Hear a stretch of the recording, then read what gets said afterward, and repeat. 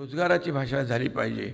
आपण वयाच्या कोणत्याही टप्प्यावर असलो तरी मराठी भाषेचा अभ्यास, वाचन, चिंतन, मनन आपण कायम ठेवलं पाहिजे आणि म्हणून त्यातूनच मराठी भाषेचा जो सगळीकडे वापर होईल। आणि म्हणून सोशल मीडियावर देखील आता मराठी भाषेची असंख्य रूपं दिसत आहेत। बोलीभाषेची वैशिष्ट्य या ठिकाणी सांगितलेली असतात। हाही एक चांगला प्रयत्न आहे आणि म्हणून उपलब्ध साधनांचा प्रभावी वापर मराठीची कीर्ती वाढवण्यासाठी आपण केला पाहिजे। याचं सगळ्यांनीच आपण भान ठेवलं पाहिजे।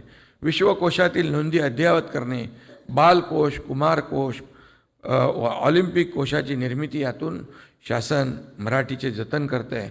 आज देखील नाशिकमध्ये विश्व मराठी साहित्य संमेलन आहे आणि म्हणून मराठी भाषा मंत्री उदय सामंत यांचं देखील मी अभिनंदन करतो की ते सातत्याने प्रयत्न करतो। विश्व मराठी साहित्य संमेलन सुरू करताना आपले आमचे मंत्री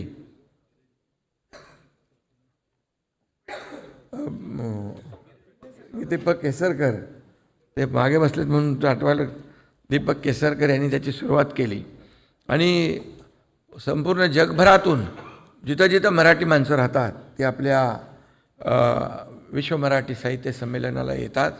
हे सगळ्यांसाठीच गौरवाचं आहे आणि म्हणून या ठिकाणी आज मराठी भाषेचा जेवढा वापर आपल्याला करता आला पाहिजे तो आपण केला पाहिजे आणि मराठी भाषा ही अर्थार्जनाची भाषा नाही या समजालाही छेद दिला जातो आहे।